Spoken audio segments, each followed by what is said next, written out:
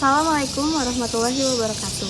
Perkenalkan, kami dari kelompok 6, Produksi dan Manajemen Ternak Unggas Komersial yang beranggotakan Isti Saida dengan MPM akhir 172, Nanda Dwi Lestari dengan MPM akhir 019, Nuri Indah Herunisa dengan MPM akhir 033, Jericho William Tambunan dengan NPM akhir 131.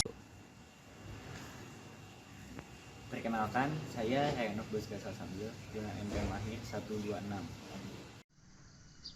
Perkenalkan, nama saya Nuslifan Kasalami Rifkin dengan NPM akhir 002. Perkenalkan, nama saya Novan Ilmi Astiadi dengan NPM akhir 167.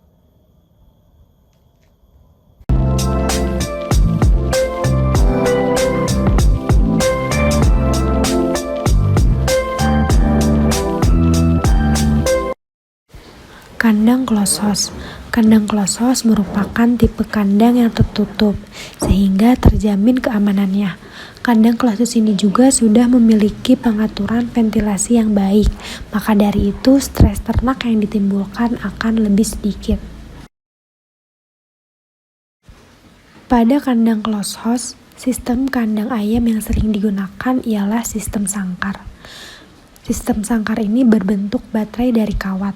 Sistem baterai ini membantu dalam mengatur manajemen dan memiliki kelebihan dalam menghemat tempat, pengurangan sifat kanibal, pencegahan penularan penyakit secara luas, serta produksi masing-masing ayam dapat diketahui. Pada bagian depan kandang terdapat mini silo.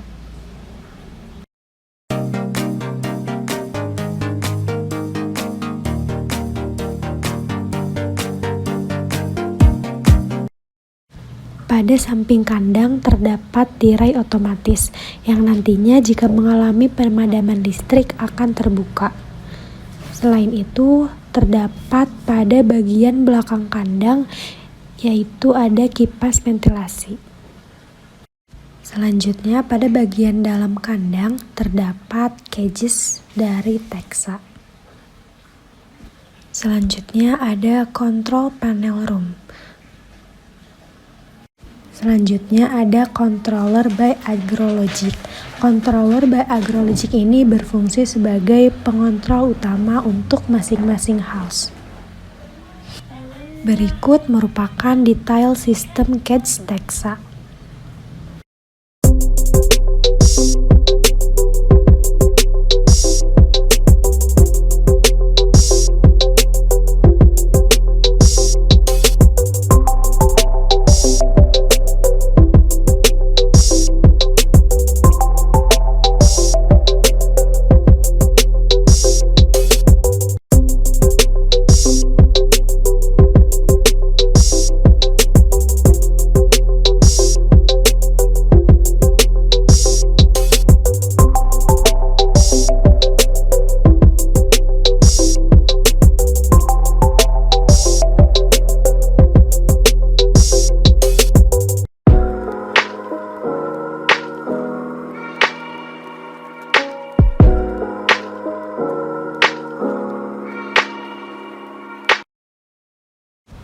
Selanjutnya terdapat feed silo, mini silo,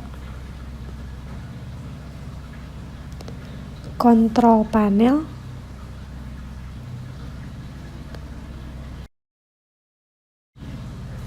medikator,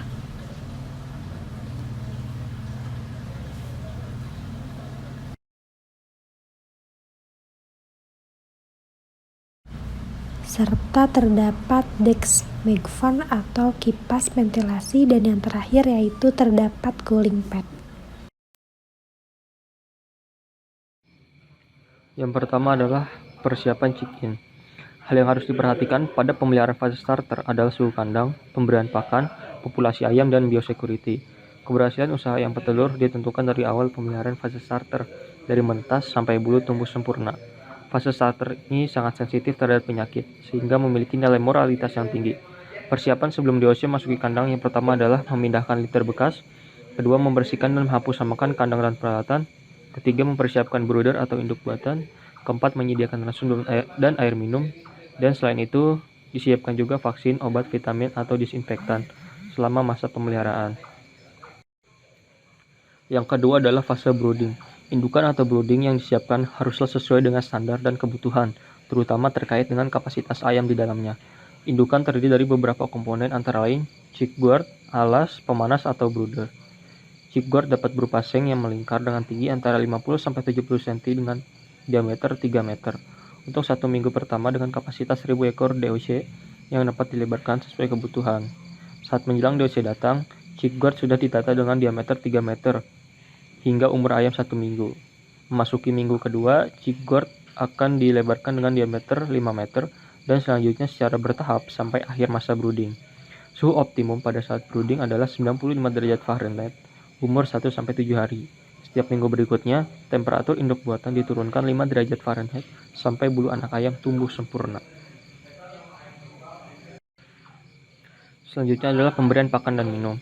Pakan merupakan unsur yang sangat menentukan kualitas telur yang dihasilkan dalam suatu usaha ayam petelur. Selama fase starter 0-4 minggu, pakan diberikan sedikit-sedikit tetapi frekuensinya sering, sekitar 4-9 kali sehari secara ad libitum. Pemberian pakan dengan jalan ini selain untuk mengejar target berat badan, juga akan membuat ukuran tembolok lebih besar, sehingga mendorong pencapaian feed intake pada waktu memasuki fase produksi. Untuk mengondisikan DOC supaya cepat beradaptasi dengan lingkungan, pakan sebaiknya langsung ditebar di tempat pakan ketika DOC datang. Pada masa brooding, air minum DOC dapat dilarutkan dengan elektrolit. Selanjutnya adalah tahap seleksi. Tahap ini penting untuk mencapai keberhasilan pada fase starter. Adapun cara memilih DOC yang baik, yakni yang pertama adalah mata bersih dan bercahaya, yang kedua tidak cacat, selanjutnya bulu bersih dan penuh, menetas tepat waktu, dan juga responsif.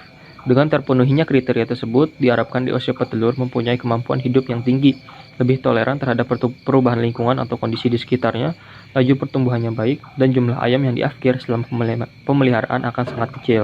DOC yang kualitasnya jelek atau cacat sebaiknya langsung diakhir, sedangkan yang lemah bisa dipisahkan, kemudian diberi perlakuan khusus, misalnya diberi vitamin dan antibiotik. Selanjutnya penanganan suhu, kelembaban, dan kecepatan udara. Lingkungan yang nyaman dibutuhkan anak ayam untuk mendukung munculnya kemampuan genetik secara maksimal.